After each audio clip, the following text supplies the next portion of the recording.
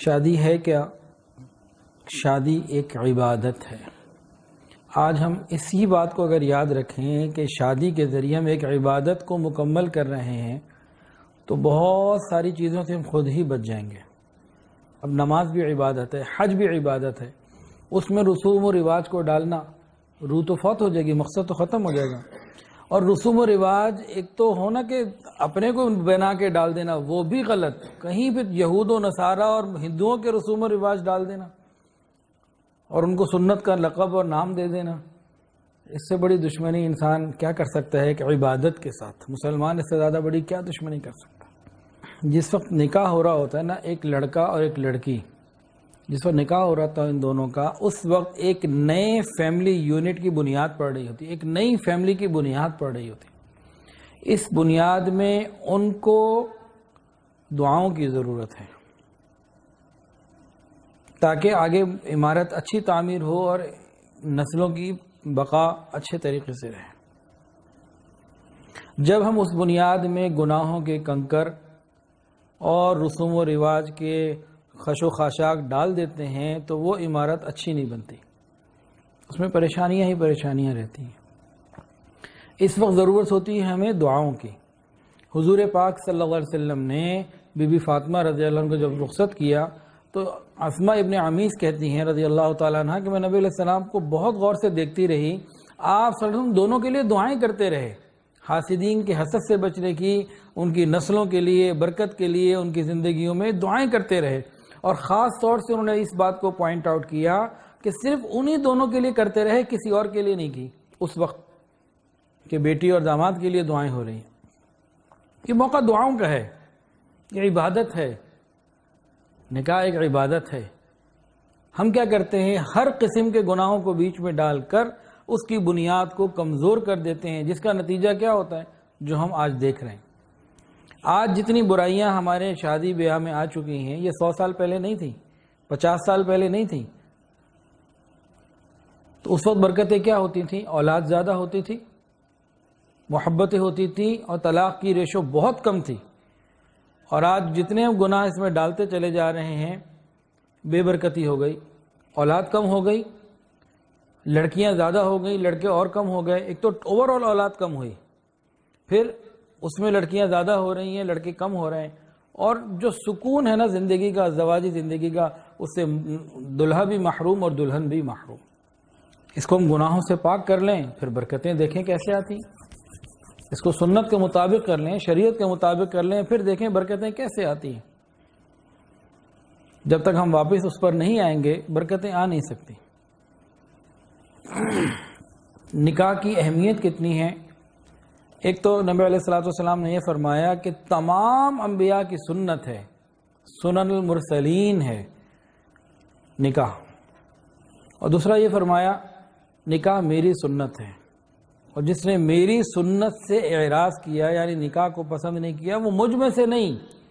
اس سے زیادہ نکاح کی اہمیت پہ کیا اسٹرانگ اسٹیٹمنٹ دی جائے؟ فرمایا نکاح میری سنت ہے، تم میرے امتی ہو، تمہیں چاہیے میرے سنت پہ چلو۔ اور جس نے نکاح کی سنت کو نہ اپنایا، مجھ سے نہیں ہو، میرا کیا تعلق ہے اس سے؟ اس سے زیادہ اور کیا سمجھا دیا جائے؟ یہ سنت ہے، عبادت ہے، یہ وہ راستہ ہے جو جنت تک پہنچانے والا ہے۔ اس کو پاکیزہ رہنا چاہیے، پھر ہی برکت ہوگی، ورنہ اس کی برکتیں ختم ہو جاتی ہیں۔ فرمایا نکاح کرو، میں قیامت کے دن امت کی کثرت کے اوپر فخر کروں گا۔ اور انسان کا ایمان مکمل ہی نکاح کے ذریعے ہوتا ہے۔ نوجوان جتنی مرضی عبادت کرتا رہے، حضرت فاروق اعظم رضی اللہ عنہ ڈرتے تھے ان نوجوانوں سے جو جوان ہو چکے ہیں، ابھی شادی نہیں ہوئی، کہ کہیں یہ کسی گناہ کے اندر مبتلا نہ ہو جائے۔ اتنی پاکیزگی کے ماحول میں ڈرتے تھے۔ اور آج موبائل کے زمانے میں، انٹرنیٹ کے زمانے میں ماں باپ خیال نہیں کرتے، ماں باپ اندھے ہو چکے ہیں۔ میں کیا بتاؤں، کچھ دن پہلے بھی ایک بچی کا میسج آیا، فون ہوا، بات تفصیلی ہوتی رہی، سمجھاتا رہا، کوئی اثر اس نے نہیں لیا۔ ہمارے اسی شہر میں رہتی ہے، کئی سال ہو چکے ہیں، حرام تعلقات ہیں، ماں باپ کو پتہ ہی نہیں ہے، اندھے ہو چکے ہیں ماں باپ۔ وہ اس زمانے میں ڈرتے تھے، آج کے ماں باپ اس زمانے میں فکر نہیں کر رہے. اور یہاں تک نبی علیہ السلام نے بتایا کہ شادی شدہ آدمی کی 2 رکعات 70 گنا زیادہ افضل ہے بے شادی شدہ سے. اور ایک حدیث میں یہ آتا ہے کہ جو شادی شدہ بال بچے والے ہوتے ہیں اس کی 2 رکعات غیر شادی شدہ سے 82 رکعات افضل ہے. اتنا فرق ہے.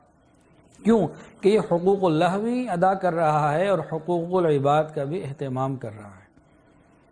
اکیلا آدمی ہے، نماز روزہ آسان ہے، لیکن جب بیوی بچوں کی ذمہ داریاں آتی ہیں پھر بھی یہ نماز روزہ ادا کر رہا ہے، اللہ تعالیٰ اس کا اجر بڑھا دیتے ہیں کہ یہ گھر والوں کے حقوق بھی پورے کر رہا ہے، میرے حقوق بھی پورے کر رہا ہے، اب اس کو جو ہے نا وہ پھر بونس بھی ملے گا. تو ابھی آپ جتنی مرضی نمازیں پڑھیں، نکاح کے بعد یہ پورا ہونا کام، جلدی جلدی کریں.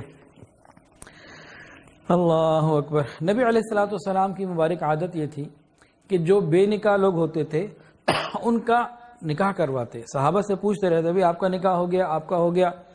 معلوم ہوتا کہ نہیں ہوا تو پوچھتے بھی کیوں نہیں ہوا، کرو نکاح. کسی کے پاس وسائل نہ ہوتے کہتے میرے پاس مال پیسہ نہیں. نبی علیہ السلام باقاعدہ اس کے لیے چندہ بھی کرتے، صحابہ کو ترغیب دیتے، اس کا نکاح کرواتے. نکاح کرو اس کا. بہت ساری روایات میں شامل ہے. ایک صحابی سے نبی علیہ السلام کی بات ہوئی، پوچھا بھی تم نے نکاح کیا تو نہیں. اور تفصیلات جب لیں کہ بھئی مال بھی ہے، صحت بھی ہے، رکھ بھی سکتا ہے، سارا کچھ ہے. فرمایا کہ پھر یہ بھی تم سارے اسباب کے باوجود نکاح نہیں کر رہے تو گویا تم شیطان کے بھائی ہو. اتنی ناپسندیدگی کا اظہار. اور جو نابینا صحابی ہوتے تھے ان کی بھی شادی کرواتے تھے. کسی کا کوئی اور اگر عیب ہوتا جسمانی تو اس کی بھی شادی کرواتے. بھئی ایک آدمی نابینا ہے لیکن ایک جسم کی ضرورت ہے بالغ ہونے کے بعد، وہ تو باقی رہے گی نا. معاشرے کے اندر ماحول پاک دامن صفائی کا رہے، پاکیزگی کا رہے، تو یہ نبی علیہ الصلوۃ والسلام اس کا اہتمام کیا کرتے تھے. کسی کے پاس وسائل نہ ہوتے تو آپ باقاعدہ صحابہ سے مل کر اس کے لیے انتظام کرواتے کہ بھئی اس کی شادی کرنی ہے، دیکھو کیا پیسے دے سکتے ہو، تو اس کا اہتمام کرواتے. جہیز کے ٹاپک میں بات دوبارہ آ جائے گی. نبی علیہ السلام نے جہیز کے لیے کبھی کسی کے نہیں کہا کہ تم یہ کرو. مہر کے لیے کہا کہ جو اس کی ذمہ داری ہے اس کو ادا کرو.